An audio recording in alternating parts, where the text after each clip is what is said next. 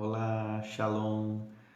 Vamos dar início aí mais uma aula do Evangelho de Marcos. Toda terça-feira, às 19h30, nós estamos lendo o Evangelho juntos. Aliás, o Novo Testamento todo. E você é meu convidado, né? Aguardar a galera chegar aí para a gente poder mergulhar nas Escrituras mesmo. Tá lendo junto, comentando o texto e sendo ministrado. É algo fantástico essa experiência. Então, durante todo esse ano, a gente vai ler o Novo Testamento junto e vai estar aí sendo ministrado. Paz, está chegando aí a galera. Sejam bem-vindos em nome de Jesus.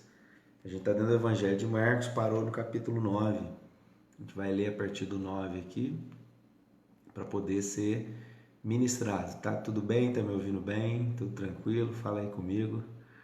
Paz, Deus abençoe. Então, nós vamos ler a partir do capítulo 9 do Evangelho de Marcos. Só lembrando que o Evangelho de Marcos é o Evangelho onde a gente vê a velocidade do ministério de Jesus, a gente percebe. Marcos é o Evangelho do servo de Deus, ele aparece sem genealogia, ele quer revelar Jesus como aquele que cumpriu o propósito, cumpriu o chamado. E Marcos vai ser repleto de expressões do tipo imediatamente, assim que, não tendo tempo para comer, e ele dormiu no barco. Situações onde a gente vai percebendo que o dia a dia de Jesus era bem intenso. Então, veja comigo aqui nessa aula de hoje que o tema central desses capítulos que a gente vai ler, ele vai rodear o tema incredulidade. E eu acho isso bem assim fantástico nesse evangelho. Então vamos começar a partir do capítulo 9, amém? De Marcos. Vamos lá então. Dizia-lhes ainda, em verdade vos afirmo, que dos que aqui se encontram alguns há, que de maneira nenhuma passarão pela morte até que vejam ter chegado com poder o reino de Deus. 6 dias depois, tomou Jesus consigo a Pedro, Tiago e João e levou-os a sós à parte a um alto monte e foi transfigurado diante deles. As suas vestes tornaram-se resplandecentes e sobremodo brancas, como nenhum lavandeiro na terra as podia alvejar. Apareceu-lhes Elias com Moisés e estavam falando com Jesus. Então Pedro, tomando a palavra, disse: Mestre, bom é estarmos aqui.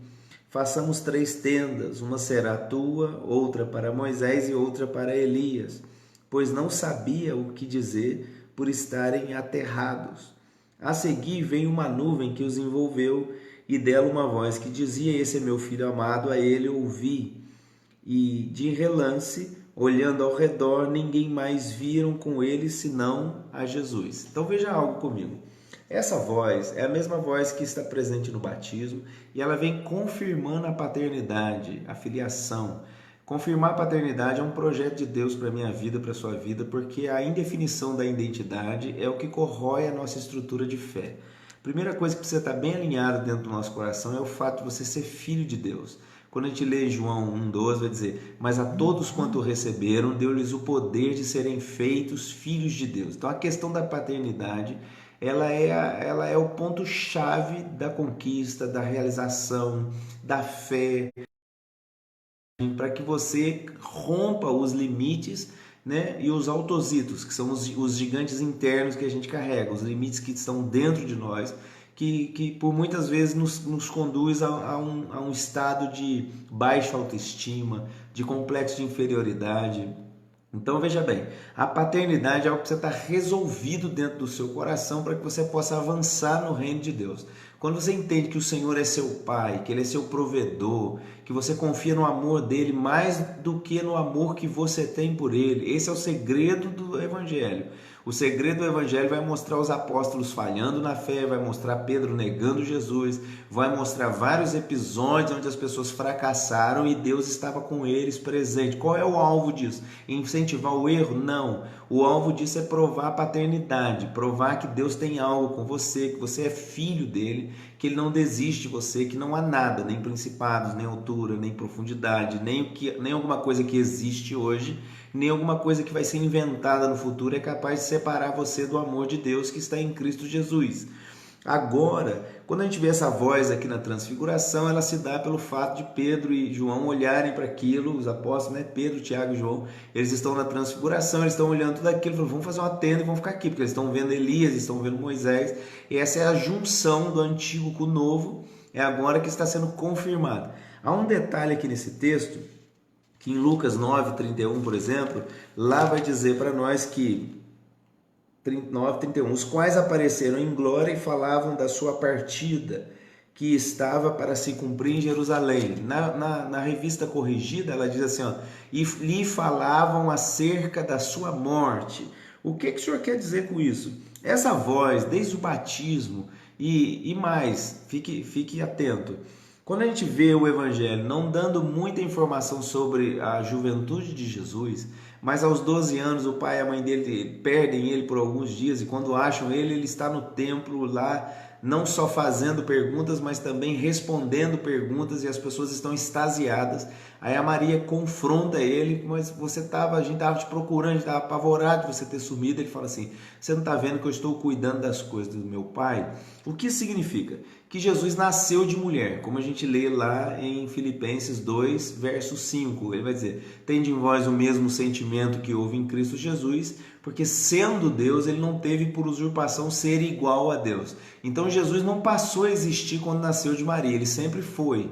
Quando a gente vê o Evangelho de João 1, lembra? Ela vai dizer, no princípio era o verbo, e o verbo estava com Deus, e o verbo era Deus. E todas as coisas foram feitas por ele, e sem ele nada do que foi feito se fez. Nele está a luz, nele está a vida. E essa vida resplandece, essa luz resplandece na terra. Quando a gente vê a profecia de Isaías, que a terra de Zebulon viu uma grande luz e o povo que jazia em trevas viu essa luz, porque Jesus se manifestou na Galileia, na parte mais inferior do território de Israel. E o que está acontecendo? Ele sempre foi Deus. Ele nasceu de mulher sem fecundação de homem. A doutrina do nascimento virginal de Jesus, como apresenta Isaías 7,14 para nós, que a virgem conceberia, essa doutrina é a base do nosso cristianismo. Por quê? Porque se Jesus for gerado de uma concepção sexual, ele carrega a semente do pecado como qualquer outro homem. Mas se Jesus está dentro do contexto onde Maria é uma mulher como eu e você, pecadora, nasceu de concepção sexual. Agora, Jesus foi gerado no interior, usando o ventre dela para entrar nessa terra. Isso faz dele como Adão, que não foi gerado por concepção sexual. Por isso, Romanos 5 vai chamar Jesus de o último Adão. Alguns dizem segundo Adão, mas não vai ter terceiro. É o último Adão. Por quê? Porque somente duas pessoas na face da terra nasceram sem concepção sexual. Uma foi Adão e agora Jesus, porque Jesus veio para cumprir o que Adão não cumpriu.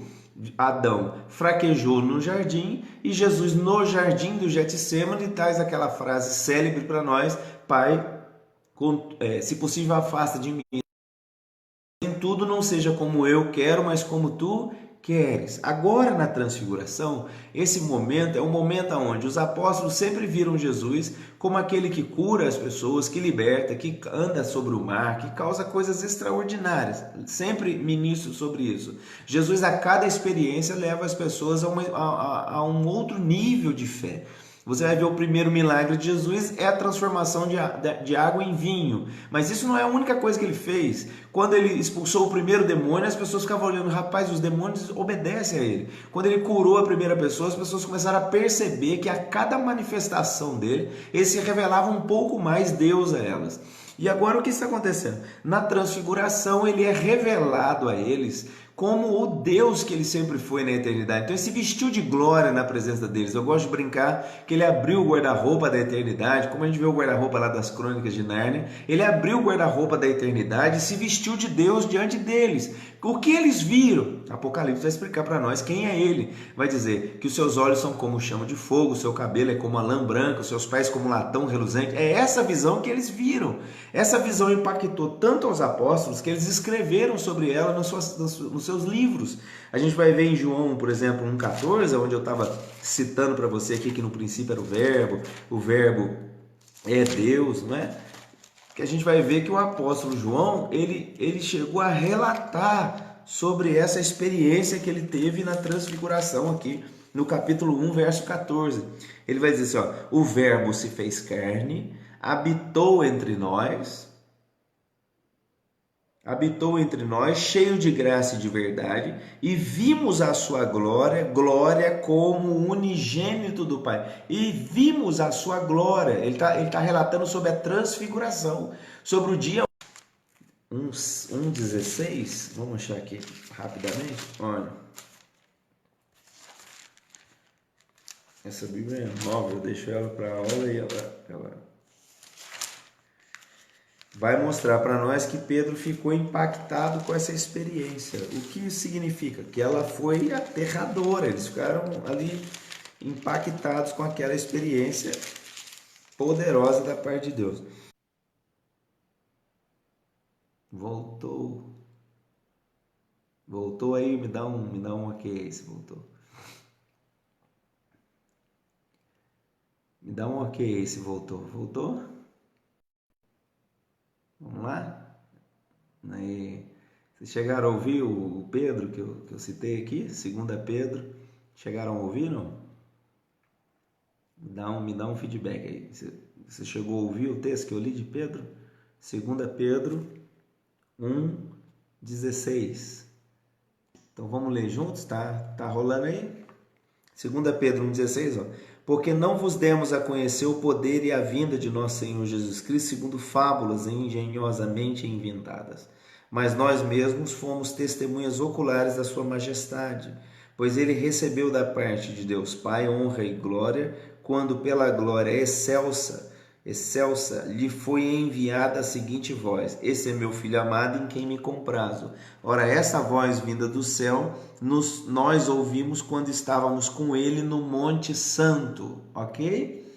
Então, 2 Pedro, eu estou lendo, anota aí na sua Bíblia. 2 Pedro, capítulo 1:16. Então, Pedro está citando sobre a transfiguração. Aquela glória excelsa, nós não estamos inventando fábula, ele está dizendo. Aquela glória excelsa, aquela voz que a gente ouviu no monte, dizendo, esse é o meu filho em quem me comprazo, essa voz vinda do céu, quando estávamos com ele no Monte Santo. Então, ele foi impactado com a experiência que aconteceu na transfiguração. Agora, a gente pode perceber que o Jesus, Deus, se manifestou com eles ali, e eles tiveram uma experiência sobrenatural ali naquele instante. Amém? Aí? Então, ao descerem do monte, ordenou-lhes Jesus que não divulgasse essas coisas que tinham visto até o dia em que o Filho do Homem ressuscitasse dentre os mortos. Eles guardaram a recomendação, perguntando uns aos outros que seria ressuscitado entre os mortos. Está vendo que a mente deles não está totalmente aberta. Jesus fala, mas a compreensão deles ela vai sendo, paulatinamente, ela vai sendo ativada por Jesus. Porque nós estamos saindo de um período de lei, nós estamos num período de graça, uma ação mais intensa do Espírito Santo sobre as pessoas. A gente vai ver o Evangelho de João 16 dizendo, eu tenho ainda muitas coisas para dizer para vocês, mas não posso dizer agora, porque vocês não vão suportar. Mediante a ressurreição de Cristo, aí sim a ação intensa do Espírito Santo, as pessoas podem compreender a Escritura mais profundamente. Por isso que quando Jesus ressuscita, eles mesmos dizem, ele porventura não falava para nós que é o terceiro dia, aí eles começam a trazer à memória tudo aquilo que Jesus havia falado a eles, e quem está trazendo a memória é o Espírito Santo. O que está acontecendo agora é que eles descem e Jesus dá essa recomendação, e então ele lhes disse, Elias vindo primeiro restaurará todas as coisas, como pois está escrito sobre o Filho do Homem, que sofrerá muito e será aviltado. Eu, porém, vos digo que Elias já veio, fizeram com ele tudo o que quiseram, como a seu respeito, como está escrito. Então Elias já veio porque ele está citando João Batista, que estava na unção de Elias, preparando o caminho do Senhor. Agora, há uma segunda vez, quando a gente lê, por exemplo, no texto de Malaquias, vai dizer que a unção de Elias vai se manifestar no fim. O que ela quer dizer? Ela quer dizer que no período final, as duas testemunhas vão se manifestar, uma no poder que havia sobre Moisés e outra no poder que havia sobre Elias. Essa manifestação das testemunhas vai fazer com que o caminho fique preparado para o retorno do Filho de Deus. Agora, quando Jesus desce, essa parte ela é interessante. Quando ela desce, verso 14, você está aí comigo? Amém? Vamos lá? No verso 14, no capítulo 9 ainda, vai dizer, ó, quando eles se aproximaram, os discípulos viram numerosa multidão ao redor e que os escribas discutiam com eles. Os discípulos que não subiram com Jesus para a transfiguração, se são 12, 3 subiram com Jesus, o restante ficou lá embaixo, ok? Esses discípulos estão cercados de uma multidão, esses que não subiram para a transfiguração. E logo toda a multidão, ao ver Jesus tomada de surpresa, correu para ele e o saudava. Então ele interpelou os escribas: que é que discutis com eles? E um dentre a multidão respondeu: Mestre, trouxe-te o meu filho possesso de um espírito mudo, e este, onde quer que o apanha, lança-o por terra, e ele espuma, rilha dentes, e vai definhando. Roguei aos teus discípulos que o expelissem, e eles não puderam. Então Jesus lhes disse: ó geração incrédula, até quando estarei convosco? Então eles vão começar agora, Jesus vai começar a exortar agora essa questão da incredulidade. Veja bem, até quando estarei convosco? Até quando vos sofrerei? Trazei-mo. E trouxeram-lhe. Quando ele viu a Jesus, o espírito imediatamente o agitou com violência e, caindo ele por terra, revolvia-se espumando. Então o rapaz está endemoniado, revolvendo no chão, a cena é aterradora, as pessoas, aquela multidão que estava discutindo, continua lá, o pai do rapaz continua lá, os discípulos, tanto os 3 que subiram com Jesus da transfiguração, quanto os demais que estão lá embaixo agora, estão também lá. Perguntou Jesus ao pai do menino: há quanto tempo isso lhe sucede? Desde a infância, respondeu. E muitas vezes o tem lançado no fogo, na água, para o matar. Mas se tu podes alguma coisa, tem compaixão de nós e ajuda-nos. Ao que lhe respondeu Jesus: se podes? Tipo assim, se eu posso? Tudo é possível ao que crê. Então a gente está dentro de um contexto onde Jesus está tratando a incredulidade das pessoas. Ok? Vamos lá. Tudo é possível ao que crê. Imediatamente o pai do menino exclamou com lágrimas: eu creio, ajuda-me na minha falta de fé. Então o que está acontecendo naquele cenário? O filho está no chão, endemoniado, espumando, tendo um ataque, retorcendo, já está agonizando. E enquanto isso, Jesus para tudo e começa a conversar com o pai do rapaz. E o menino, tenta imaginar a cena: o menino rodando, espumando, definhando no chão, endemoniado. E Jesus para aquela cena e ele olha para o pai do menino e começa a conversar com o pai do menino. Desde quando isso acontece?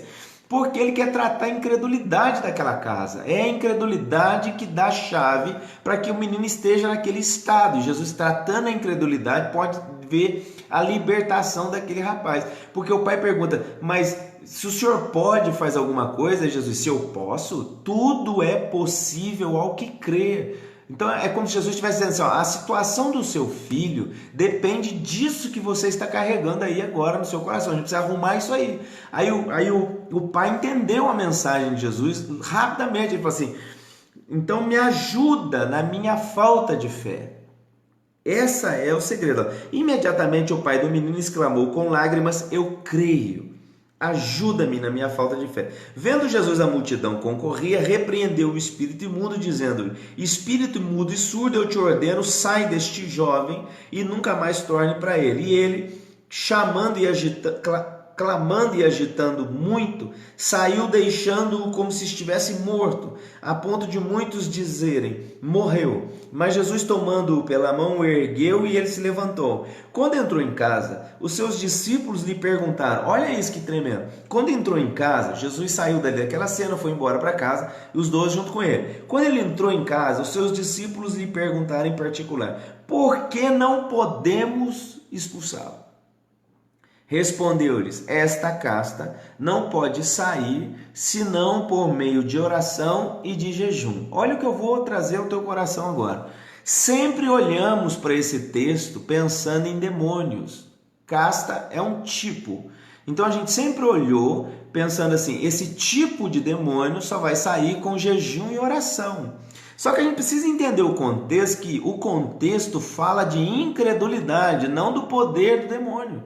O demônio só tem poder na vida daquele jovem por causa da incredulidade, tanto do pai e daqueles que estão com ele ali. Quando Jesus trata a incredulidade, o que acontece? O demônio precisa sair. Então veja o que eu estou compartilhando com você agora. Nós sempre olhamos para esse menino possesso e esta casta de demônios só sai com jejum e oração. A gente sempre abordou esse jejum e oração apontando isso para demônios. Só que Jesus está respondendo uma pergunta dos apóstolos: por que não podemos expulsar o demônio? E Jesus está dizendo, esse tipo de incredulidade, ele só sai com jejum e oração. Então o ponto é, vocês precisam crer, porque tudo é possível que crê. Se ele acabou de dizer que tudo é possível que crê, e o demônio não está saindo daquele jovem, o problema não é a força do demônio, mas a incredulidade de quem está tentando expulsar o demônio. Então o que Jesus está respondendo nesse texto não é que você jejua para que você possa vencer demônio. Você jejua e você ora e você entra em busca de vida espiritual para que ative em você e em mim a nossa fé, e aí sim a gente possa entrar num nível onde a gente repreende os demônios saem.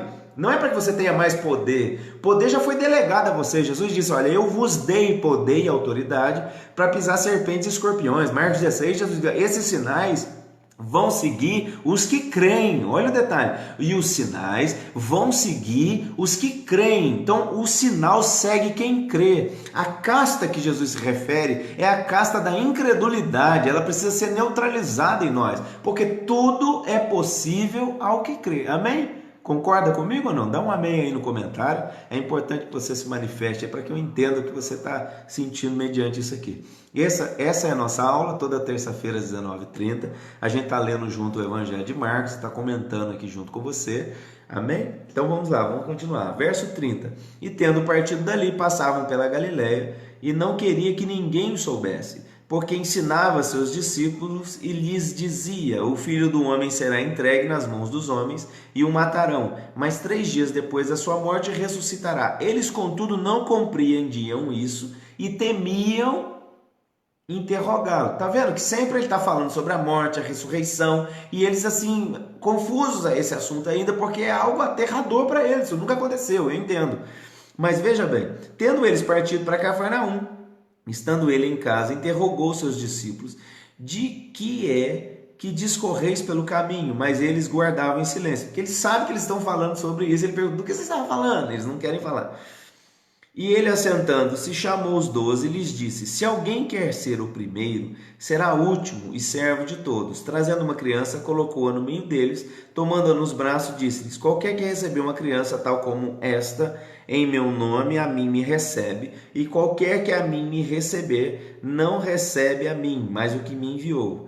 Disse-lhe João, mestre, vimos um homem que em teu nome expelia demônios, o qual não nos segue, e nós lhe proibimos, porque não seguia conosco. Mas Jesus respondeu, não lhe proibais, porque ninguém há que faça milagre em meu nome, e logo a seguir possa falar mal de mim. Isso é uma verdade.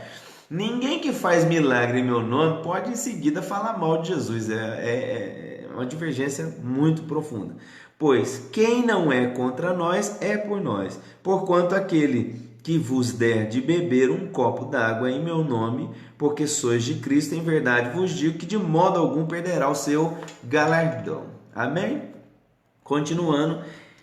E quem fizer tropeçar um destes pequeninos crentes, melhor lhe fora que lhe pendurasse ao pescoço uma grande pedra de moinho e fosse lançado no mar. E se a tua mão te faz tropeçar, corta, pois é melhor entrares maneta na vida do que tendo as 2 mãos e ires para o inferno, para fogo inextinguível, onde não lhes morre o verme, nem o fogo se apaga. E se teu pé te faz tropeçar, corta-o. É melhor entrares na vida aleijado do que tendo os 2 pés e serem lançados no inferno, onde não lhes morre o verme, nem o fogo se apaga. E se um dos teus olhos te faz tropeçar, arranca-o. É melhor entrares no reino de Deus com um só dos teus olhos do que tendo os 2 e seres lançados no inferno, onde não lhe morre o verme, nem o fogo se apaga. Esse momento, Jesus está dizendo que a luta contra o pecado ela deve ser radical, não deve ter negociação. É como a gente lê em Hebreus 12:4, vai dizer assim, vocês ainda não resistiram até o sangue combatendo contra o pecado. O que ele está dizendo?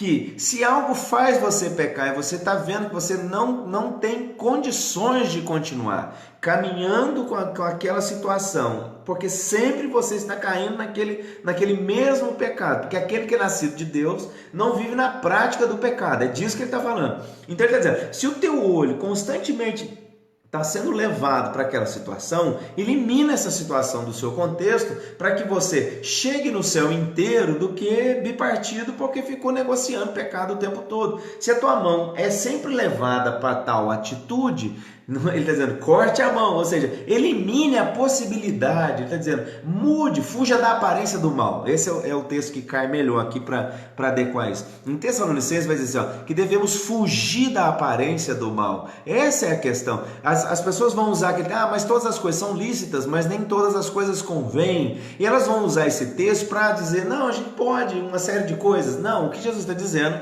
é que com relação ao pecado, devemos ser radicais. Se algo faz você pecar, tira. É como se você tem uma questão onde você assiste um canal, um determinado, bloqueia, para que você não caia naquilo. É disso que ele está falando. Para que você fique livre da possibilidade de cair naquela situação. Porque cada um será salgado com fogo, bom é o sal, mas se o sal vier a tornar-se insípido, como lhe restaurar o sabor? Tende sal em vós mesmos e paz uns com os outros. Então, o que Jesus quer é que você cause sede na vida das pessoas, cause sabor na vida delas e evite a putrefação do mundo, evite... Você sabe que o sal, no período onde não havia geladeira, era o sal que mantinha a carne sem estado de putrefação, sem estragar. Então, quando a Bíblia chama você de sal, ela está dizendo que você e eu somos o motivo das coisas não apodrecerem à nossa volta. Isso aí é fantástico. Capítulo 10, então. Levantando-se Jesus, foi dali para o território da Judéia, além do Jordão, e outra vez as multidões se reuniram junto dele de novo. Ele as ensinava segundo o seu costume. E aproximando-se alguns fariseus, experimentaram, perguntando-lhe, é lícito o marido repudiar a mulher? Eles estão falando sobre o divórcio. Tornaram eles, Moisés permitiu lavrar a carta de divórcio e repudiar. A carta de divórcio era como se fosse uma audiência, era algo público, que era como se redigisse um documento, era para que as pessoas não se divorciassem de qualquer maneira. Moisés permitiu isso e Jesus está explicando que é pela dureza do coração, é lei de concessão. Não é uma lei que surgiu de uma situação clara que era uma vontade de Deus. É uma lei onde Deus permitiu que isso acontecesse por causa da incapacidade das pessoas em conviver com incompatibilidade de genes e de conviver com ausência de perdão. O que Jesus ensinava era perdão. Então, se eu creio no perdão, na restituição, na restauração, logo a vida conjugal ela recebe esse upgrade, ela tem mais condições de vida a dois e continuarmos longos anos juntos. Esse é o propósito de Deus, o que Deus uniu, não separa o homem. Agora, por causa da dureza do vosso coração, ele deixou escrito esse mandamento. Porém, desde o princípio da criação, Deus fez homem e mulher. Por isso deixará o homem seu pai e sua mãe e unir-se-á sua mulher. E com a sua mulher serão os dois uma só carne, de modo que já não são dois, mas uma só carne. Portanto, o que Deus ajuntou, não separe o homem. Em casa voltaram os discípulos a interrogá-lo sobre este assunto e ele lhes disse, quem repudiar sua mulher e casar com outra, comete adultério contra ela. E se ela repudiar o seu marido e casar com outro, comete adultério. A gente sabe que na questão do divórcio, no primeiro século, aqui nessa questão, haviam duas correntes de pensamento, uma de Hillel e outra de Shammai. A de Hillel, ela era mais abrangente, tipo, se a mulher estragasse a comida, queimasse o arroz, se ela acordasse de manhã muito, muito feia, já era motivo para que o marido desse uma carta de divórcio para ela. A de Shammai já era mais rígida, já era uma interpretação mais rígida desse assunto. Aí a de Shammai já se atribuía mesmo ao fato de questões de impureza sexual. Aí sim haveria concessão para o divórcio. Por outro lado, esse direito ele era muito incomum em meio às mulheres, mas ele também existia. Não dá para dizer que não existia. Por exemplo, havia uma situação que se o marido fosse fundidor, mexia com metal, ou curtidor, ou então mexesse com lixo de alguma forma, ela poderia alegar que o cheiro era extremamente ruim e poderia se divorciar dele. Isso é uma curiosidade fantástica. Ela poderia se divorciar dele. Mas alguém dizia: ah, mas quando você namorou com ele, quando você noivou com ele já era lixeiro, ele já era fundidor, já era curtidor. Ela vai dizer: mas eu não sabia que ele cheirava tão mal assim, e nesse caso havia uma pequena possibilidade dela receber carta de divórcio. Mas isso aí é uma curiosidade da época. Então, continuando o texto, então lhe trouxeram algumas crianças para que tocasse, mas os discípulos os repreendiam. Jesus, porém, vendo isso, indignou-se e disse-lhes: deixai vir a mim os pequeninos, não os embaraceis, porque dos tais é o reino de Deus. Em verdade vos digo, quem não receber o reino de Deus como criança, de maneira nenhuma entrará nele. Então, tomando-as nos braços, impondo-lhes as mãos, abençoava. E pondo-se Jesus a caminho, correu um homem a seu encontro e, ajoelhando-se, perguntou-lhe: bom mestre, que farei para herdar a vida eterna? Respondeu-lhe Jesus: por que me chamas bom? Ninguém é bom senão um que é Deus. Sabes os mandamentos? Não matarás, não adulterarás, não furtarás, não dirás falso testemunho, não defraudarás ninguém, honra teu pai e a tua mãe. Então ele respondeu: mestre, tudo isso tenho observado desde a minha juventude. E Jesus, fitando, o amou. Esse detalhe aqui é fantástico. Jesus, olhando para o jovem, o amou. Ele não fez uma resposta, uma afirmação fria, pelo contrário. Ele olhou para esse rapaz e o amou. E quando ele amou, tem uns homens fedidos aí que nunca, se casar, a mulher está enrolada, chulezento, subaquento, precisa ser convertida aí num desodorante para poder ser livre desse mau cheiro, em nome de Jesus. Sua esposa não merece isso. Então veja bem, e Jesus, fitando, o amou e disse: só uma coisa te falta, vai e vende tudo que tens, dá aos pobres e terá um tesouro no céu, então vem e segue-me. Ele, porém, contrariado com essa palavra, retirou-se triste, porque era dono de muitas propriedades. Então ele ficou ali impactado com aquela mensagem de Jesus, porque Jesus está explicando para o jovem rico. O rico se aproxima de Jesus e fala assim: o que eu faço para herdar a vida eterna? Eu já guardo os mandamentos, eu honro meu pai e minha mãe, eu não matarás, não adulterarás, eu cumpro essas coisas. Aí Jesus disse: então agora só falta para você, vai e vende o que você tem e me segue. E por que Jesus fez essa afirmação? Porque num texto anterior Jesus diz assim: aonde estiver o teu tesouro, aí vai estar o seu coração. O que Jesus está dizendo? Ele está dizendo: tudo que você coloca com prioridade, é perigoso que isso entre no lugar de Deus na sua vida. Esse é o detalhe. Por isso ele está confrontando esse jovem, que é um jovem que quer andar com Deus, mas que está sendo confrontado por Jesus agora, para que o seu coração não esteja na riqueza, e sim em Jesus. O problema não é o dinheiro. A Bíblia fala aqui: o amor ao dinheiro é a raiz de todos os males. Dinheiro não é problema. O problema é amar o dinheiro. O problema é fazer do dinheiro o seu Deus, fazer do dinheiro o seu bezerro de ouro, fazer do seu trabalho, da sua profissão, da sua vida financeira algo que nem Deus entra nessa situação. É isso que Jesus está confrontando na vida do jovem. Dizendo: então falta para você vender o que você tem e me seguir. Aí o jovem olhou, ele ficou balançado, porque ele era dono de muitas propriedades, ele tinha muitas coisas em jogo, e ele ficou balançado com aquela palavra, e ele saiu dali para refletir. Então Jesus, olhando ao redor, disse aos seus discípulos: quão dificilmente entrarão no reino de Deus os que têm riquezas.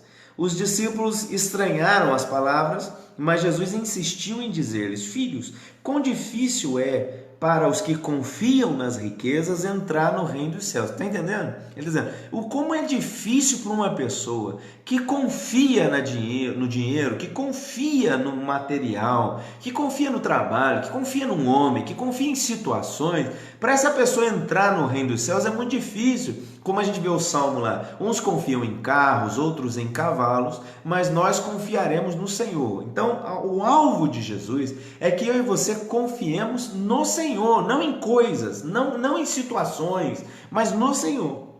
E agora eles ficaram sobremodos maravilhados, dizendo entre si: então quem pode ser salvo? Jesus, porém, fitando neles o olhar, disse: para os homens é impossível, contudo não para Deus, porque para Deus tudo é possível. Ou seja, os impossíveis dos homens são possíveis para Deus. Até mesmo uma pessoa com um coração desse, com um coração cheio de prioridade, talvez hoje a gente pode olhar para nós, mas eu estou muito apegado ainda ao meu trabalho, muito apegado ainda às minhas questões financeiras, muito apegado ainda a essas situações, e eu não vou conseguir então, não.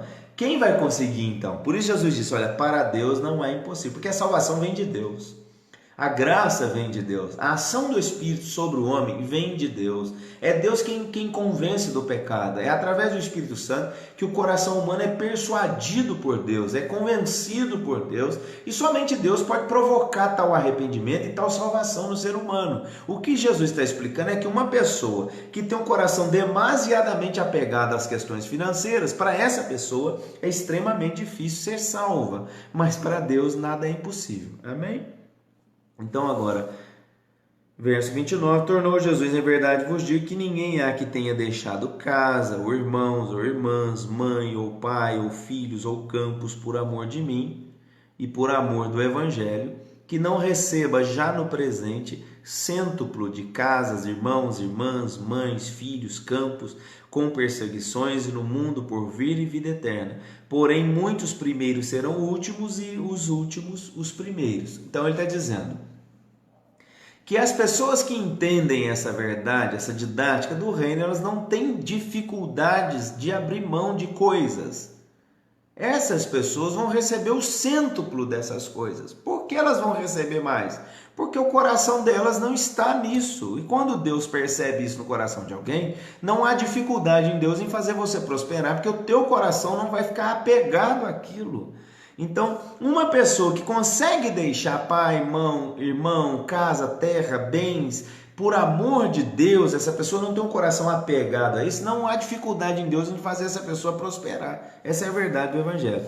Estavam de caminho, subindo para Jerusalém, Jesus ia diante dos seus discípulos, e estes se admiravam e o seguiam, tomados de apreensões. E Jesus, tornando a levar à parte os 12, passou a revelar-lhes as coisas que lhe deveriam sobrevir, dizendo: Eis que subimos para Jerusalém, e o Filho do Homem será entregue aos principais sacerdotes e aos escribas, condená-lo-ão à morte e o entregarão aos gentios.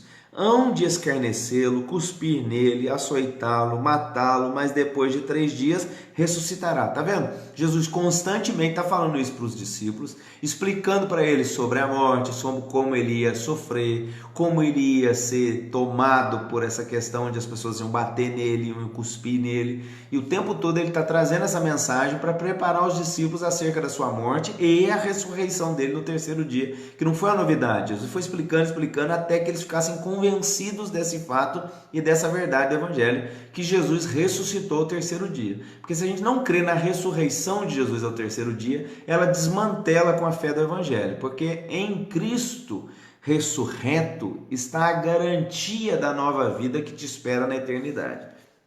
Como eu disse, a gente está lendo o Evangelho de Marcos. Você que está aqui hoje, talvez me visitando, estou aqui com o meu amigo Luiz Flávio me assistindo, e você que está aí me assistindo também, os irmãos da igreja. Veja bem o que está acontecendo. Nós estamos lendo o Evangelho de Marcos e explicando aqui à medida do possível cada mensagem. Então veja bem, eles estavam, Jesus, agora vamos ler o verso 35. Então aproximaram-se dele Tiago e João, filhos de Zebedeu, dizendo-lhe: Mestre, queremos que nos conceda o que te vamos pedir. E ele lhes perguntou: Que quereis que eu vos faça? Responderam-lhe: Permite-nos que na tua glória nos assentemos um à tua direita e outro à tua esquerda.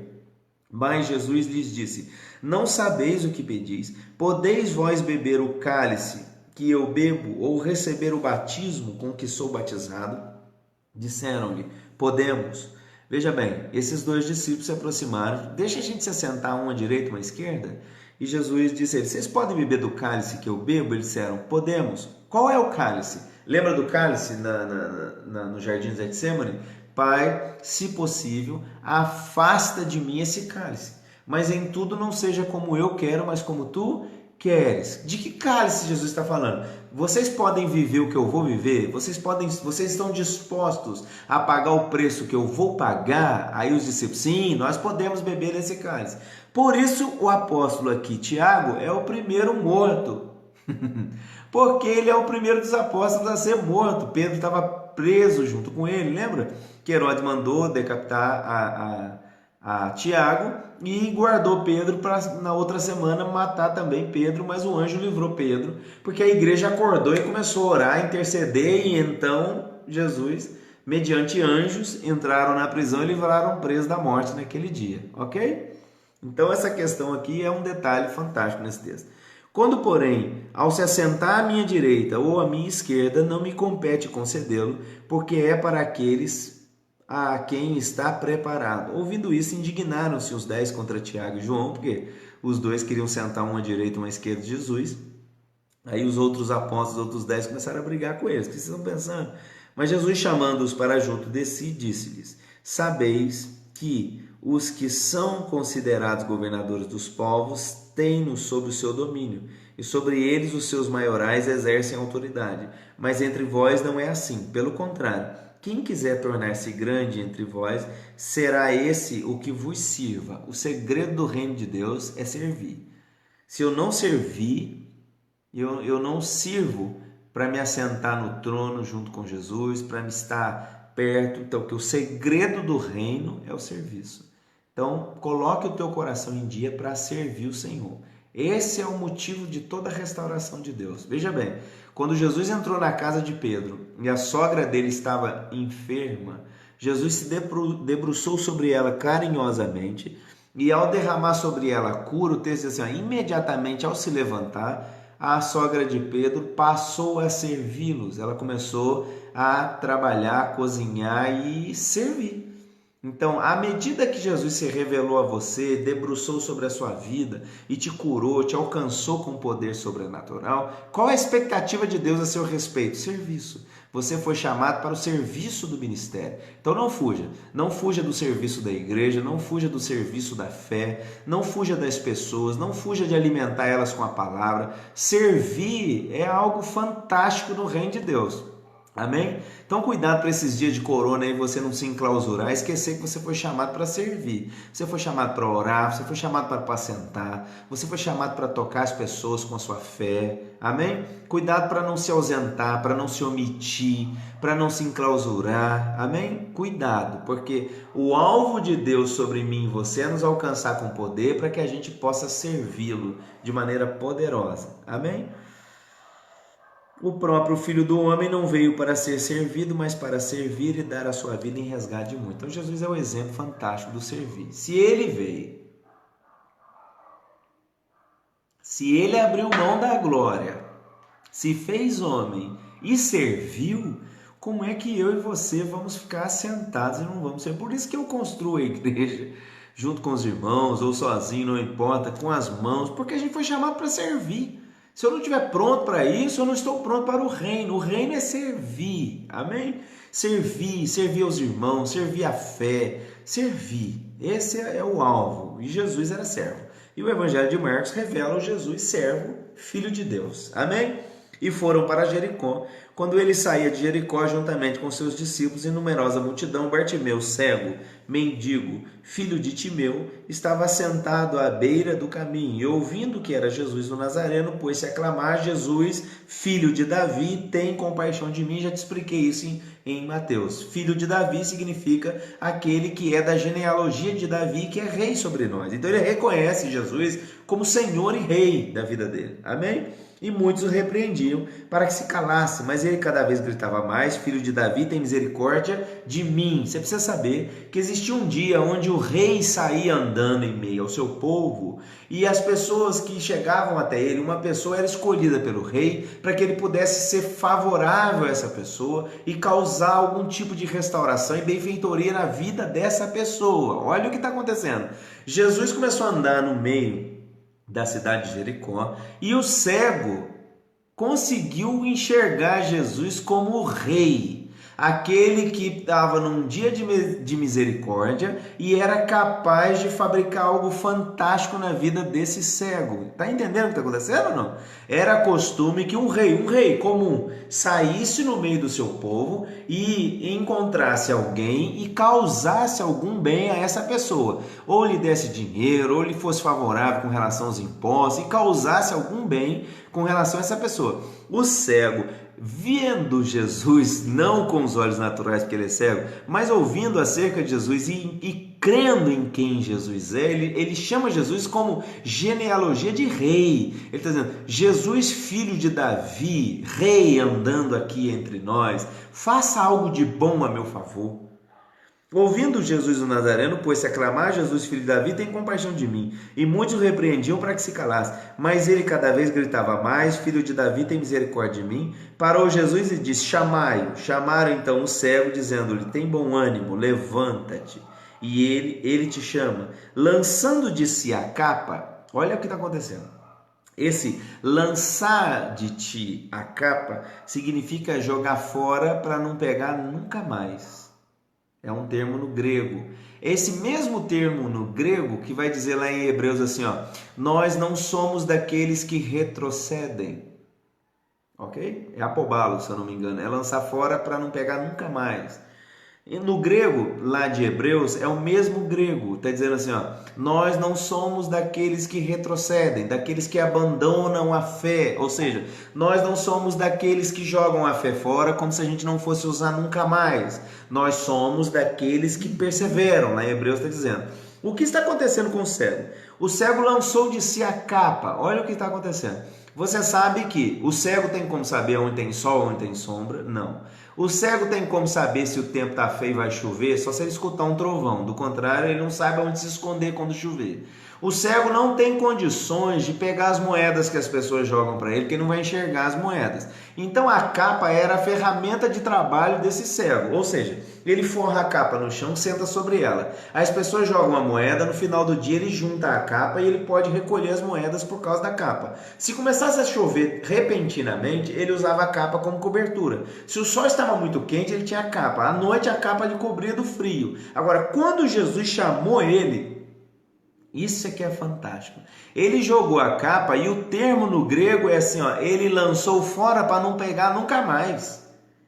O que está acontecendo? Ele sabe que aquele que o chamou é infinitamente mais poderoso do que ele pode pedir ou pensar. Então ele sabe que ele já não precisa mais se cobrir com aquela capa, porque há uma cobertura ainda muito maior que agora vai ser disponível, vai estar sobre ele. Ele vai entrar debaixo de uma cobertura muito mais poderosa agora. Esse é o segredo desse texto.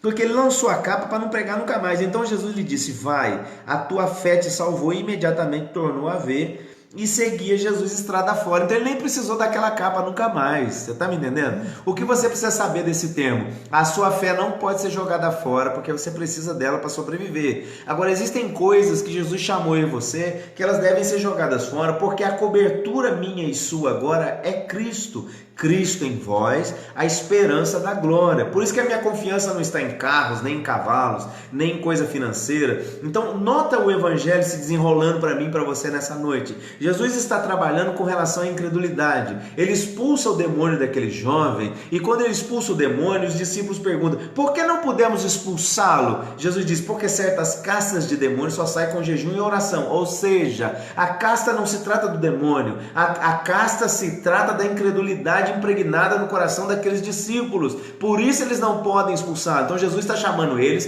para que eles ativem a fé mediante a jejum, oração, leitura da Escritura, imersão na presença de Deus, para que a fé seja ativada e você possa expulsar os demônios que estão à sua volta. Jesus chamando você, você vai ativar sua fé, jogar fora coisas que você sempre usou elas para se proteger, porque a sua maior cobertura agora é Cristo, Cristo em vós, a esperança da glória. Assim como Jesus curou a sogra de Pedro, Ele está curando você e eu nessa noite. Para quê? Para que você seja ativado no serviço, não para que você seja um teórico da fé, para que você seja alguém que maneja bem a Escritura apenas. Não é esse o alvo das Escrituras. O alvo da Escritura é tornar você um fiel filho de Deus, capaz de abrir mão das coisas corriqueiras da vida, capaz de cortar a mão se necessário, como ele disse. Ele diz, olha, se algo faz você pecar, lança fora. Se o teu olho sempre te puxa para tal coisa, lança fora dessas coisas, porque Deus está chamando você para algo maior. O Senhor está chamando você para algo poderoso,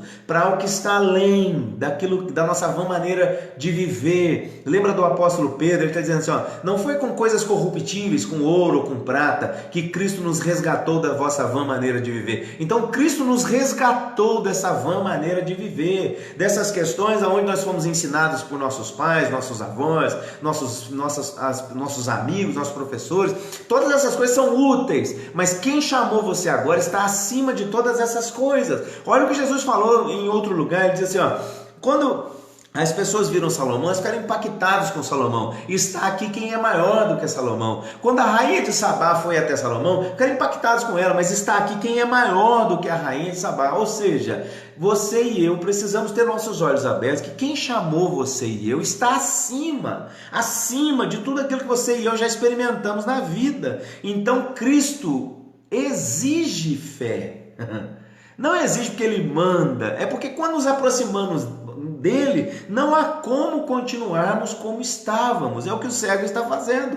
Ele está dizendo, se eu estou me levantando para ir na direção de Jesus, é inadmissível que eu continue da mesma maneira. Então ele lança fora de si a capa com o entendimento que ele não vai precisar mais daquilo. A questão é que nós queremos seguir a Jesus segurando coisas e as nossas mãos não se abrem para servi-lo porque nós estamos nos apegando. A gente segura filho, a gente segura o trabalho, a gente segura o marido, segura isso, segura aquilo.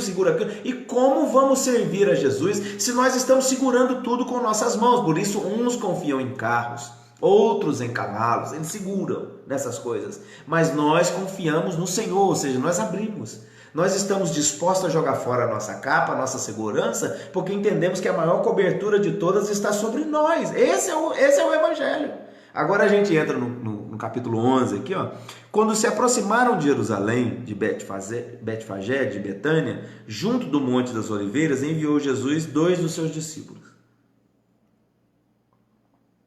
E disse-lhes, ide à aldeia que está diante de vós, e logo ao entrar achareis preso um jumentinho, o qual ainda ninguém montou. Desprendei-o e trazei-o. Se alguém vos perguntar por que fazeis isso, respondeis, o Senhor precisa dele, e logo mandará de volta para aqui. Então foram e acharam o jumentinho preso junto ao portão do lado de fora, na rua, e o desprenderam. Está vendo como é uma questão de fé? Amém? Tá vendo como é a questão de fé? Ele falou, vai lá, vocês vão achar um jumento preso assim, assim, assim. Se alguém perguntar para vocês, o que vocês estão fazendo? Nós estamos levando esse jumentinho aqui porque o mestre precisa dele, nós vamos devolver já já. As pessoas precisam exercer fé. Alguns dos que ali estavam reclamaram, que fazeis soltando o jumentinho? E eles, porém, responderam, conforme as instruções de Jesus. Então os deixaram ir e levaram o jumentinho sobre o qual puseram as suas vestes. Jesus montou, e muitos estendiam as suas vestes no caminho, e outros ramos que haviam cortado os campos, tanto os que iam diante dele como os que vinham depois clamavam Hosana, Rosh Hashanah, ou seja, Senhor, nos salva, bendito o reino que vem, o reino de Davi nosso pai, Hosana nas maiores alturas. É porque as pessoas tinham o hábito nesse dia citar o Salmo 118, que é Baruch Rabá Bishem Adonai, bendito é o que vem em nome do Senhor. Eles entenderam que Jesus é o enviado de Deus para eles e que Hosana significa desce na nossa realidade e salva-nos. Foi o que eu ministrei no domingo de Ramos. É essa questão, onde as ruas eram cobertas com ramos de palmeira e quando não tinha ramos as pessoas colocaram suas próprias vestes e Jesus tem a sua entrada triunfal. É o momento onde as pessoas estão reconhecendo Jesus como o enviado de Deus, aquele que vai provocar salvação em massa, que vai resgatar a nação. Esse é o Jesus a quem servimos. Quando entrou no Jerusalém, no templo, tendo observado tudo como fosse já tarde, saiu para Betânia com os 12. No dia seguinte, quando saíram de Betânia, teve fome. E vendo de longe uma figueira com folhas, foi ver se nela, porventura, acharia alguma coisa. Aproximando-se dela, nada achou senão folhas, porque não era tempo de figos. Marcos traz esse detalhe aqui, não era tempo de figos. Mas detalhe, olha que coisa interessante. Então lhe disse Jesus, nunca mais coma alguém fruto de ti. E os seus discípulos ouviram isso. Veja bem, a figueira tem um detalhe interessante. Primeiro, ela enche de folha. Primeiro ela brota nos frutos. E quando ela tem esse broto, ela enche de folha. Então, quando você olhava uma figueira cheia de folha, significa que ela está pronta para o fruto. Ela é vistosa, sua folhagem está completa, ela está produzindo os brotos, que era comestível, ou ela já está no estágio de frutificação. Quando Jesus se aproximou, ele não achou nem broto, nem fruto, o que significa que essa figueira não ia produzir naquele ano. Por isso ele ordenou que ela secasse. Há alguma interpretação onde as pessoas olham para isso como Israel, que já não estava produzindo frutos dignos de arrependimento, e ia perecer na mão dos romanos. A gente vê Jerusalém ser destruída no ano 70. Amém?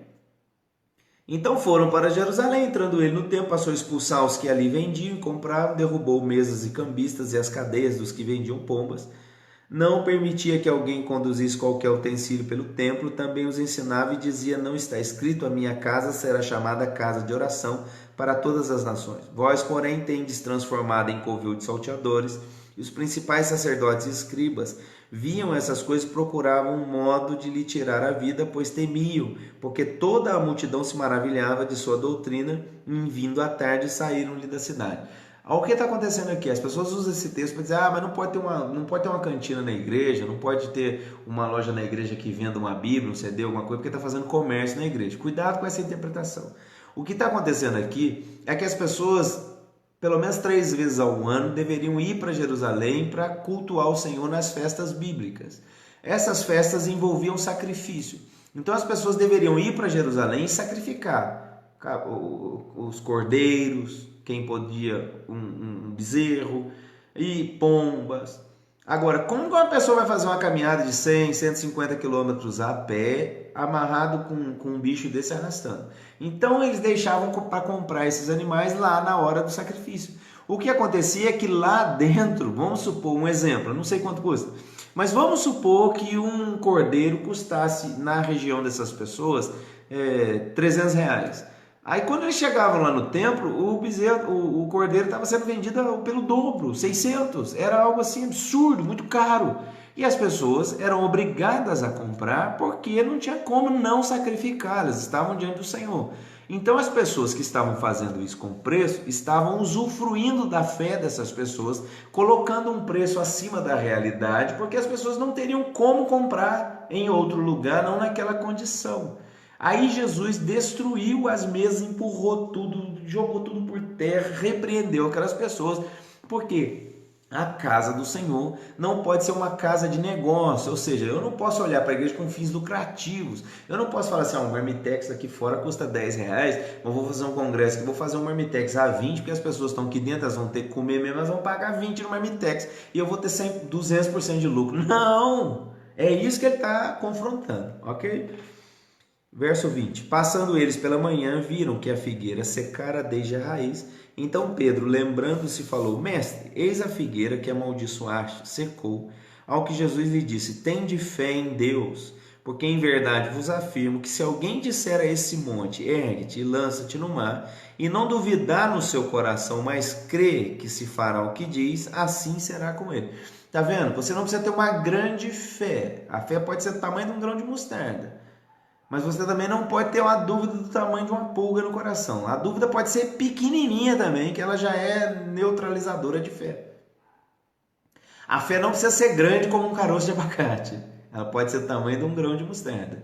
Mas a dúvida também não pode ser do tamanho de um grão de mostarda, senão ela neutraliza a fé. Se tiverdes fé, você vai dizer para o monte: olha, ergue-te e lança-te no mar, e tudo é possível ao que crê. Foi o que Jesus respondeu para o pai do rapaz. Olha, tudo é possível ao que crê. Os discípulos estão apavorados, mas como que o Senhor fez a figueira secar? Porque eu creio no que eu disse. Eu não disse por dizer. Aliás, Deus quando fala não comunica só. Quando Deus fala, além dele trazer comunicação, ele traz realização. Essa é a diferença. Amém? Agora, ele disse no profeta Isaías 51, eu ponho as minhas palavras na sua boca para você plantar o céu e verbalizar na terra coisas extraordinárias. Então a dúvida, se ela for arrancada de mim, de você, as coisas que você vai passar a dizer por fé, não para tentar Deus ou coisa do tipo, mas as suas declarações de fé vão ter um peso muito forte no mundo espiritual. Então, é isso que Jesus está revelando aqui. Por isso vos digo que tudo quanto em oração pedirdes, crede que recebestes, e será assim convosco. E quando estiverdes orando, tendes Se tendes alguma coisa contra alguém, perdoai, para que o vosso Pai Celestiais vos perdoe as ofensas. Ou seja, Deus não ouve a pecadores. Se alguém é temente a Deus, a esse ele ouve. João 9,36. Então, se eu tenho uma coisa que me impede na oração, é pecado. Então, eu me arrependo do pecado, logo o céu está aberto sobre a minha cabeça. Se tem uma outra coisa que me impede na oração, é quando Jesus fala assim, ó, o homem deve coabitar, viver a vida comum do lar com a esposa, até na relação sexual, ele deve entender que a mulher é um vaso mais frágil.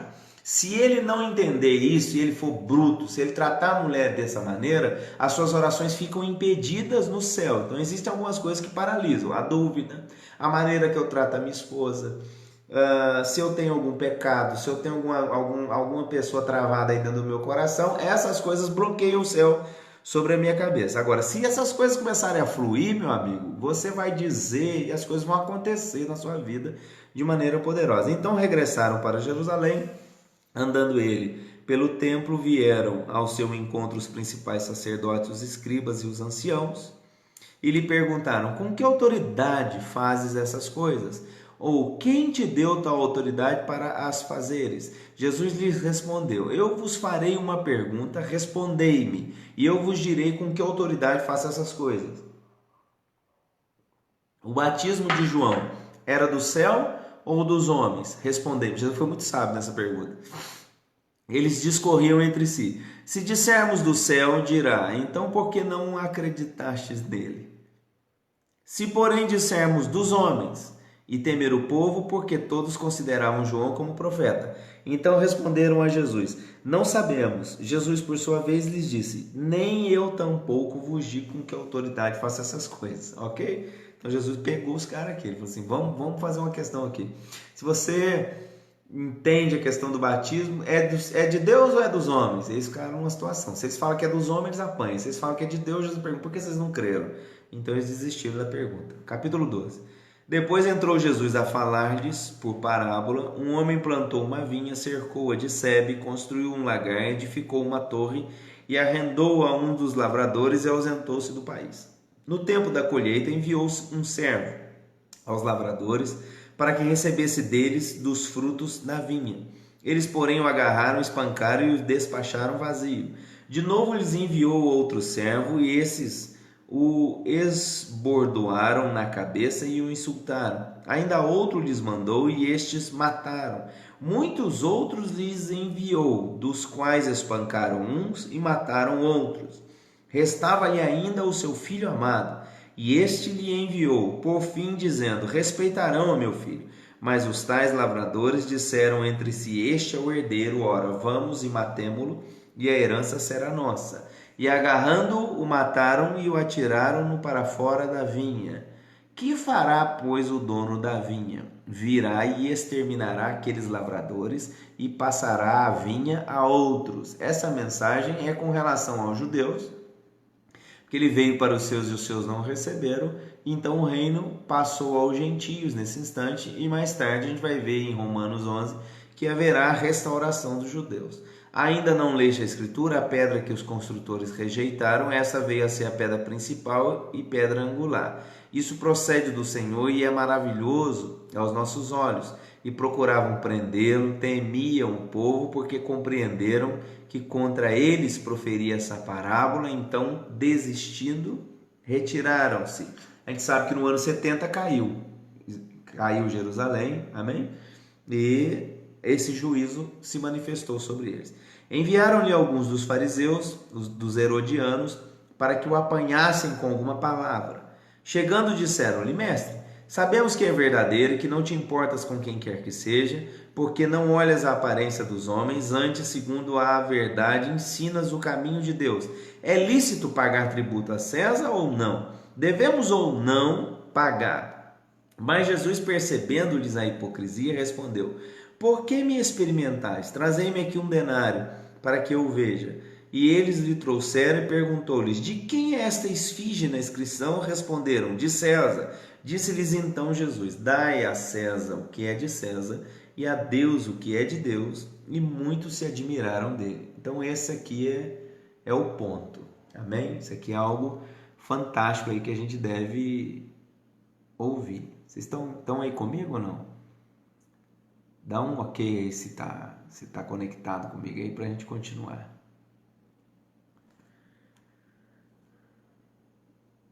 Amém?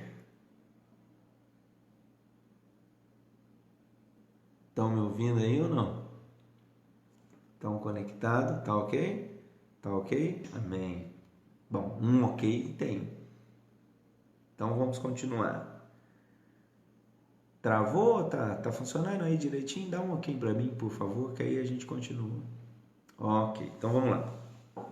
Então Jesus foi muito sábio aqui nessa questão. Ela funcionou aqui perfeitamente essa resposta, que está dizendo assim, olha, dê a César o que é de César e a Deus o que é de Deus. Então nós devolvemos o dízimo, porque o dízimo não é nosso, é de Deus. Nós devolvemos essas coisas a Deus, porque a Deus o que é de Deus e a César o que é de César, ok? Então vamos lá. Ora, havia 7 irmãos. O primeiro casou e morreu sem deixar a descendência. Aqui são outras pessoas, são saduceus agora, fazendo perguntas para Jesus.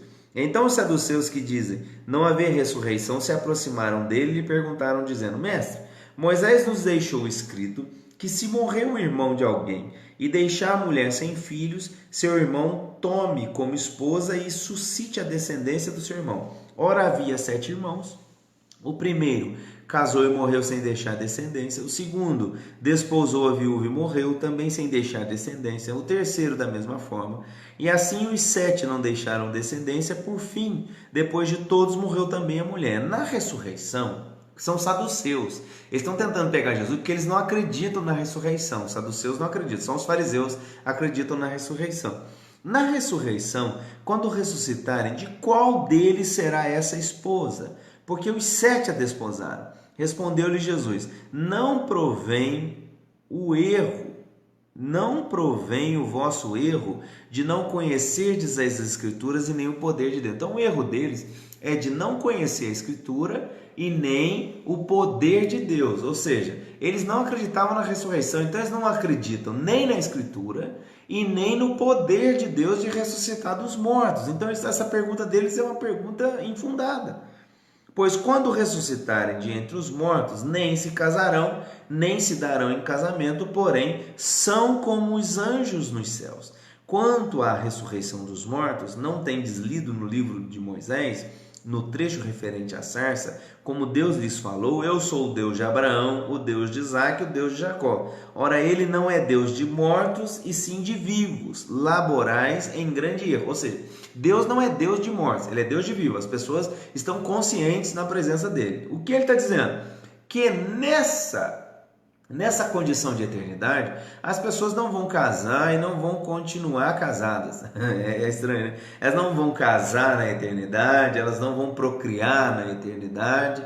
É o que ele está dizendo aqui agora. Então, continuando, chegando um dos escribas e tendo ouvido a discussão entre eles, como Jesus lhe houvera respondido bem, perguntou-lhe, qual é o principal de todos os mandamentos? Respondeu-lhe Jesus, o principal é, ouve a Israel, o Senhor nosso Deus é o único Senhor. Shema Israel, Adonai Eloheinu. É o Shema. Ele é o único Deus. Amarás, pois, o Senhor teu Deus de todo o teu coração, de toda a tua alma, de todo o teu entendimento, de toda a tua força. O segundo é, amarás o teu próximo como a ti mesmo. Não há outro mandamento maior do que este. Disse-lhe o escriba, muito bem, mestre. E com verdade disseste que ele é o único e não há outro senão ele, e que amar a Deus de todo o coração e de todo o entendimento, de toda a força e amar o próximo como a si mesmo, excede a todos os holocaustos e sacrifícios. Vendo Jesus que ele havia respondido sabiamente, declarou-lhe, não estais longe do reino de Deus. E já ninguém mais ousava interrogá-lo. Ou seja, aquele homem estava fazendo uma leitura profunda da Escritura, aquele homem estava começando a discernir a verdade sobre as questões espirituais, ok? Jesus, ensinando no templo, perguntou, como dizem os escribas que o Cristo, o filho de Davi, o próprio Davi falou pelo Espírito Santo e disse, o Senhor ao meu Senhor. Está vendo que tem 2 Senhor com letra maiúscula? Então, disse o Senhor a meu Senhor, assenta-te à minha direita até que eu ponha os teus inimigos debaixo dos teus pés. Então, na visão de Davi, ele viu o Senhor Deus Pai falando com o Senhor Jesus na eternidade, antes de Jesus nascer na terra. Se assenta à minha direita até que eu ponha os teus inimigos por estrados dos seus pés. Então Jesus sempre foi, ele não passou a existir na Maria. Há uma religião que mudou o evangelho, que Jesus é um Deus. E ele coloca Jesus lá no evangelho de João 1, como um Deus em escala menor. Jesus não é Deusinho. Jesus é Deus eterno. Sem ele nada do que foi feito se fez. Nele está a vida e a vida é a luz dos homens. E ao ensinar, dizia ele: guardai-vos dos escribas que gostam de andar com vestes talares, das saudações nas praças, das primeiras cadeiras nas sinagogas, dos primeiros lugares nos banquetes, os quais devoram as casas viúvas para justificar, fazem longas orações, estes sofrerão juízo mais severo. Assentando diante do gasofilácio, o recipiente onde as pessoas colocavam oferta, observava Jesus como o povo lançava ali o dinheiro. Então Jesus começou a prestar atenção como as pessoas ofertavam. Vindo, porém, uma viúva pobre, depositou 2 pequenas moedas correspondentes a 1 quadrante, e chegando os seus discípulos, disse-lhes: em verdade vos digo que essa viúva pobre depositou no gasofilácio mais do que o fizeram todos os ofertantes, porque todos eles ofertaram o que lhes sobrava. Ela, porém, da sua pobreza, deu tudo o que possuía, todo o seu sustento. O que Jesus está ensinando aqui? Que a oferta não é quantidade, é qualidade. Honra, como eu ensinei há um tempo atrás, honra é algo que devemos dizer assim, se eu pudesse, eu faria melhor. Tudo que você fizer para Deus, com relação ao reino, a uma pessoa, e você tiver no teu coração assim, olha, isso aqui eu estou fazendo, mas se eu pudesse, eu faria melhor, você está honrando. Quando a Bíblia diz, honre a Deus com a primícia dos seus bens, ela está dizendo assim, traga a Deus algo que você vai dizer assim, olha Senhor, isso aqui é o que eu posso fazer agora. Se eu pudesse, eu faria ainda muito mais. Foi o que a viúva fez. Ela pegou o sustento da semana dela e ela está dizendo assim, eu sei que é pouco, mas é o melhor que eu posso agora. Ela está ensinando para mim, para você, sobre a qualidade do serviço, a qualidade da entrega a Deus, a qualidade da oferta destinada a Deus é essa. Se eu pudesse, eu faria ainda algo muito melhor, muito mais intenso. Nisso estamos honrando a Deus. Ao sair Jesus do templo, disse-lhe um dos seus discípulos, mestre, que pedras, que construções, mas Jesus lhe disse, vês essas grandes construções?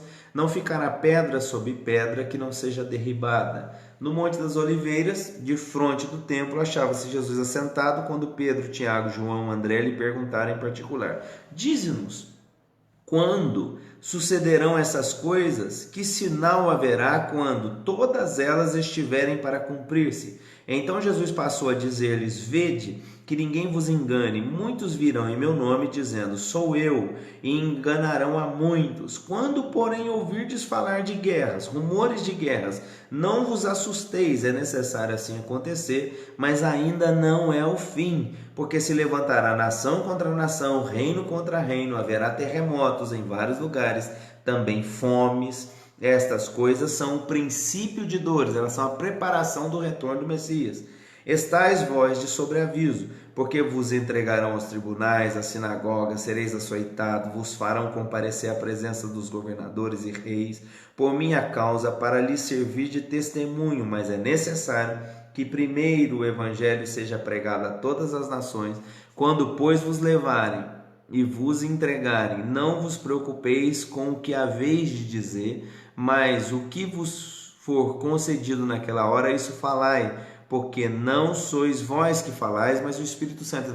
Não fica preocupado no dia das pressões, porque não é você que vai falar. Na hora certa, Deus vai dar a você o que falar diante das pressões da vida. Sereis odiados de todos por causa do meu nome, aquele, porém, que perseverar até o fim será salvo.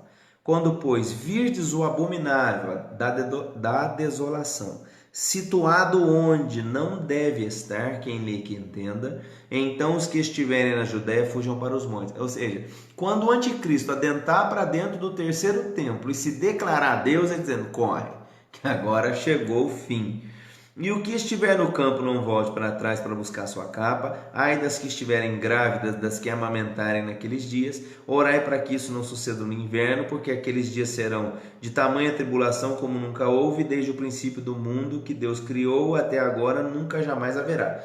Esse versículo 19 fala, esse tipo de tribulação nunca houve no mundo, significa o seguinte: essa profecia tem um pré-cumprimento quando a gente vê a destruição do templo no ano 70. Há pessoas que até dizem que a tribulação total que Jesus falava é sobre essa do ano 70. Só que o verso 19 está dizendo, esses dias serão uma tribulação que nunca houve no mundo e nunca mais haverá outra igual, nesse nível, nessa proporção. Eu só posso interpretar isso pensando na grande tribulação que será astros caindo, meteoros, a terra morrendo a terça parte das pessoas. Esse sim, uma grande tribulação.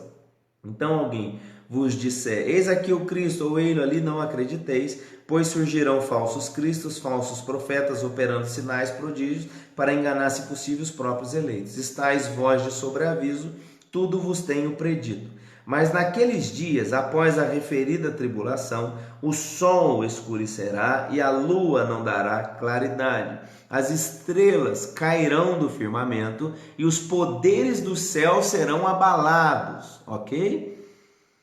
Os poderes do céu serão abalados, está falando sobre principados e potestades. A gente sabe quando a gente estudar Apocalipse, a besta foi expulsa do céu e caiu na terra. Esse é os 3 anos e meio últimos da tribulação. É quando a tribulação entra num estágio muito forte. Esse poder dos céus ser abalado é quando os principados e potestades são expulsos das regiões celestiais e agora a besta está aqui na terra. Ela assume a figura, é algo fantástico. No Apocalipse a gente entra nisso.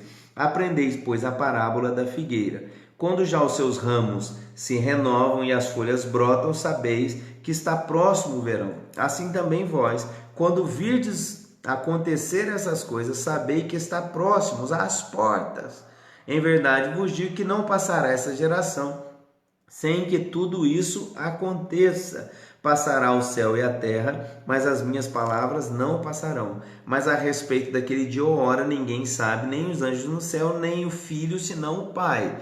Aqui, as pessoas usam isso aqui para dizer que nem Jesus sabe quando ele vai voltar, que não sei o quê. Na humanidade, Jesus aqui, ele não tinha sido morto ainda e nem tinha ressuscitado ainda, e você precisa lembrar que eu comecei essa aula dizendo que Jesus foi descobrindo o poder da filiação e quem ele é em Deus. Deus foi reafirmando a paternidade para ele foi entendendo que ele é Deus, essa concepção. A gente vê lá em Lucas 9:32, como eu disse a você, e Moisés e Elias lhe falavam acerca da sua morte, ou seja, Jesus foi alcançando o entendimento de quem ele era. Ele está aqui dizendo, olha, essa questão da vinda nem o Filho sabe, só o Pai sabe, porque agora ele está em carne diante das pessoas. Esse é o motivo dessa frase. Estais de sobreaviso, vigiai e orai, porque não sabeis quando será o tempo. É como um homem que, ausentando-se do país, deixa sua casa e dá autoridade aos seus servos, e cada um a sua obrigação. E o porteiro ordena que vigie. Vigiai, pois, porque não sabeis quando virá o dono da casa, se à tarde, se à meia-noite, se ao cantar do galo, se pela manhã, para que, vindo ele inesperadamente, não vos ache dormindo. O que, porém, vos digo a todos, vigiai. Amém? O segredo é vigiar. Amém? E se manter firme no reino de Deus e no Evangelho. Em nome de Jesus. Então a gente conclui aqui no capítulo 14. Na semana que vem a gente volta aqui a partir do 14. A gente leu o 9, o 10, o 11, o 12, o 13. Então deu os 5 do dia de hoje. Semana que vem a gente volta em nome de Jesus. Espero que você tenha recebido aí de maneira poderosa, você que ficou até o final. Amém? Louvo a Deus pela sua disposição de estudar a Escritura, de mergulhar nela comigo durante o ano. Terça-feira que vem, às 19h30, a gente vai estar junto aqui mergulhando na Escritura. Amém? Não é culto, é um estudo que a gente está fazendo aqui. Que o Senhor te abençoe, te guarde, que Ele resplandeça o rosto sobre você. Que esse texto que Ele disse ali que Jesus disse há pouco, né? A gente acabou de ler, ele diz assim, ó, errais por não conhecer nem a Escritura e nem o poder de Deus. Esse é o segredo.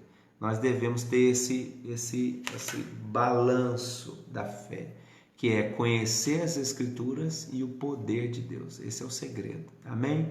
Que o Senhor te abençoe a sua casa. Isso mesmo, não seremos abalados, porque fomos ativados em Deus pela fé, para que possamos viver de maneira poderosa na presença de Deus, para que podemos exercer o serviço da fé. Amém? Que o Senhor te abençoe poderosamente. Um grande abraço. Deus abençoe a todos vocês que ficaram aí junto comigo. Terça-feira que vem, às 19h30, eu volto com você em nome de Jesus. Amém? Shalom, que Deus abençoe.